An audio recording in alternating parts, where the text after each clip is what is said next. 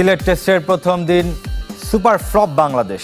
দেশের ক্রিকেটের বিপরীতমুখী যাত্রায় হতাশ সালাউদ্দিন। অর্থনীতি যেভাবে আগায় একটা দেশের ক্রিকেটটাও কিন্তু সেভাবে আগাবে। শুধু প্লেয়ারদের দোষ দিয়ে কোনো লাভ নেই। আমি মনে করি যে এটা আমাদের সামগ্রিক সবাইকে মিলে আসলে কাজ করতে হবে। ঢাকা লিগে ফিক্সিং প্রমাণ করতে পারছে না বিসিবি। ষড়যন্ত্রের গন্ধ পাচ্ছেন খালেদ মাহমুদ। নিষেধাজ্ঞার মাঝপথেই খেললেন তাফিজ হৃদয়। জুয়া খেললে যেরকম শাস্তি হয় সেটার সাথে অন্তর্ভুক্ত করা যায়। এই সংশ্লিষ্ট আইন পরিবর্তনের লক্ষ্যেও কাজ চলছে। এ ধরনের কার্যক্রমের ক্ষেত্রে একদম জিরো টলারেন্স নীতি আমরা গ্রহণ করব। অবৈধ বেটিং বন্ধে হুঁশিয়ারি ক্রীড়া উপদেষ্টার। শুটিং ফেডারেশনের অস্ত্র ব্যবহারের তথ্য আছে স্বরাষ্ট্র মন্ত্রণালয়। ব্যাটিংয়ে ব্যর্থতা, বোলিংয়ে সাফল্য ধরা দেয়নি। সিলেট টেস্টের প্রথম দিনে ফ্লপ বাংলাদেশ। 191 রানে পিছিয়ে থেকেও দিনটা তাই জিম্বাবুয়ের। মুমিনুলের অর্ধশতক ছাড়া আর কারো বড় স্কোর নেই। বাংলাদেশ অল আউট হয়েছে 191 রানে, আর বোলিংয়ে বিনা উইকেটে 67 রান নিয়ে দিন শেষ করেছে সফরকারীরা। দর্শক, 124 রানে পিছিয়ে জিম্বাবুয়ে। সিলেট থেকে আশিক রুদ্রের রিপোর্ট। শেষ ঘন্টায় কি বদলে গেল সিলেটের উইকেট? যে 22 গজে বাংলাদেশি ব্যাটারদের এত সংগ্রাম, সেখানে বেন কারেন, ব্রায়ান বেনেট্রা কতই না সহজে দিন শেষ করলেন। নাহিদ রানার গতি, হাসান মাহমুদের সুইং সবই জিম্বাবুয়ের সামনে সাদামাটা। উইকেটের জন্য মরিয়া স্বাগতিকরা। ড্রেসিং রুম ছেড়ে বাউন্ডারি লাইনে এসে নাহিদ রানাকে টিপস দেন pace bowling coach Andre Adams. তবুও সাফল্য ধরা দেয়নি। শান্ত মিরাজদের মুখগুলো হতাশ বাংলাদেশের প্রতিচ্ছবি। টাইগার ব্যাটারদের অবস্থা বিপরীত। টস জিতে ব্যাটিংয়ের সাহসী সিদ্ধান্তকে ভুল প্রমাণ করেছেন প্রতিটা ব্যাটার।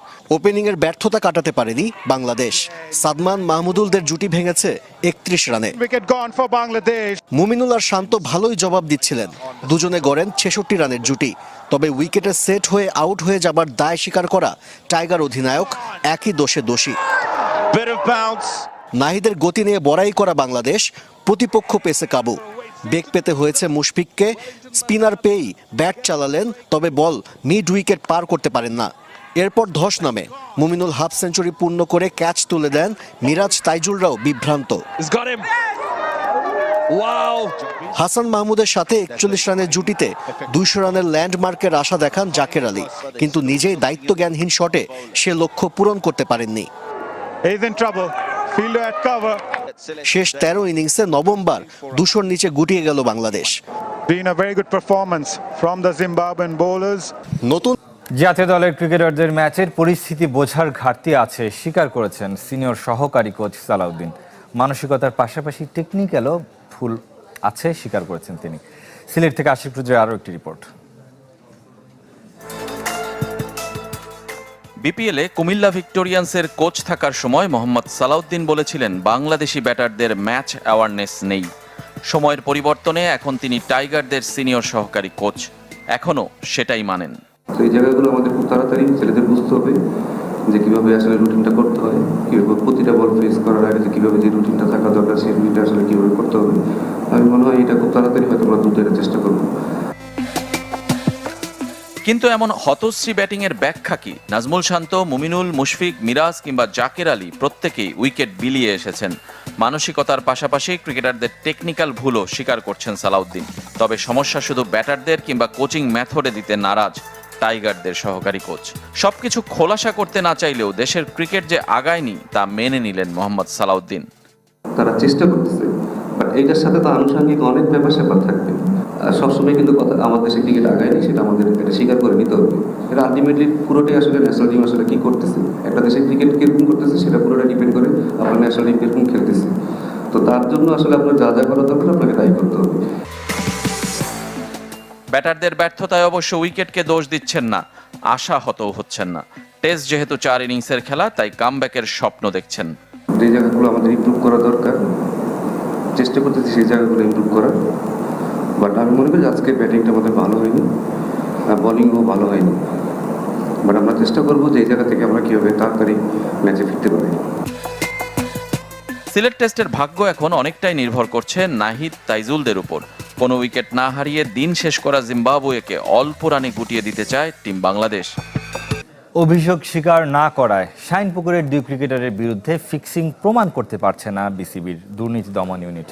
পুরো ঘটনাকে শুধুই সন্দেহ দাবি সেই ম্যাচের জয়ী দল গুলশান ক্লাবের কোচ খালেদ মাহমুদ সুজনের। তরুণ ক্রিকেটারদের জেরা করা নিয়েও আপত্তি আছে তার। একই সঙ্গে দুর্নীতিতে তার নাম আসাটাকেও ষড়যন্ত্রের অংশ বলে মনে করেন সুজন।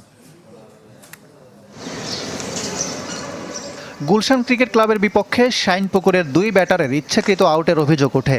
ফিক্সিং সন্দেহে যা ক্রিকেট আঙ্গনে তোলপাড়। এই ঘটনায় তদন্তে নামে বিসিবির অ্যান্টি করাপশন ইউনিট আকু 3 ক্রিকেটারকে ডেকে প্রকাশ্যে দৃশ্যগুলোর পুনর্মঞ্চায়ন করে সমালোচনাও কুড়িয়েছে।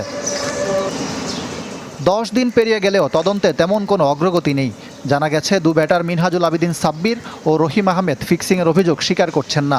ফলে ঘটনা প্রমাণ করতে পারছে না আকু।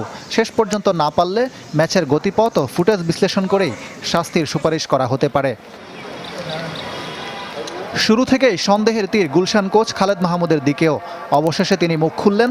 2 ক্লাবের সাথে জড়িত থাকার কথা স্বীকার করলেও ইচ্ছাকৃত আউটের ব্যাপারটাকে শুধুই সন্দেহ হিসেবে দেখছেন সুজন। তাকে জড়ানো হচ্ছে বলেও পাল্টা অভিযোগ।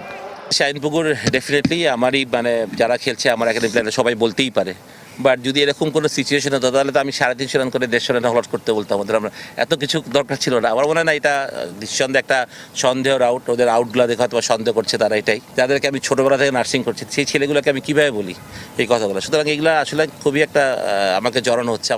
একই সঙ্গে তরুণ ক্রিকেটারদের জেরা করা নিয়ে আপত্তি খালেদ মাহমুদ সুজনের। ও আমাকে ফোন করেছিল, স্যার এরকম হয়েছে, আমাকে এটা ডেকেছে, আমার মোবাইল নিয়ে গেছে, এরকম কথা জিজ্ঞেস করেছে। আমি বলছি ঠিক আছে, তুই যদি অন্যায় করিস তাহলে অন্যায়, কিন্তু তো সেটা তো প্রমাণের একটা ব্যাপার আছে যে অন্যায় করেছে, ঠিক না? একটা ছোটো ছেলেকে আপনি এইভাবে জেরা করবেন বা আপনি প্রমাণ ছাড়া, সেটাও সঠিক কতটুকু আমি সেটাই সত্যি বড় কথা। শুধু ফিক্সিং সন্দেহ নয়, দুর্নীতির অভিযোগ উঠেছে সুজনের বিরুদ্ধে। তদন্ত করছে দুর্নীতি দমন কমিশন। অভিযোগ অস্বীকার করে ষড়যন্ত্রের আভাস পাচ্ছেন সুজন। আমি তো একটা কোয়ালিফাইং মাঠে যাইনি কোনোদিন। আমি জানতামও না যে কোন টিম রিস্টার্ট করেছে বা কারা করেছে বা কয়টা টিম খেলবে না খেলবে, আমি তো এটা বলতে পারবো না। আমার একটা ফ্যামিলি আছে, আমার একটা ফ্রেন্ড সার্কেল আছে, আমার সব কিছু আছে। এটা আমার বদনাম ছাড়া কিছু না। দুর্নাম করার জন্য এরকম কেউ করছে, যারাই করছে আমার মনে হয় সেটা তারা সঠিক কাজ একবারেই করছে না। দুর্নীতি প্রমাণিত না হলে যারা দুদকের কাছে অভিযোগ করেছেন তাদের বিরুদ্ধে শাস্তির দাবি খালেদ মাহমুদের। নারী বিশ্বকাপ বাছাইয়ের সেরা একাদশে বাংলাদেশের 2 ক্রিকেটার অধিনায়ক নিগার সুলতানের সাথে আছেন শারমিন আক্তার। নিগার 1 সেঞ্চুরি এবং 250-তে প্রথম 3 ম্যাচে বাংলাদেশের সেরা পারফর্মার। এদিকে শারমিন টুর্নামেন্টের দ্বিতীয় সর্বোচ্চ রান সংগ্রাহক। 350 আদায় করে নিয়েছেন তিনি। একাদশে চ্যাম্পিয়ন পাকিস্তানের সবচেয়ে বেশি 4 ক্রিকেটার। একটুর জন্য বিশ্বকাপে উঠতে না পারা ওয়েস্ট ইন্ডিজেরও আছে 3 জন, স্কটল্যান্ডের আছে 2 জন।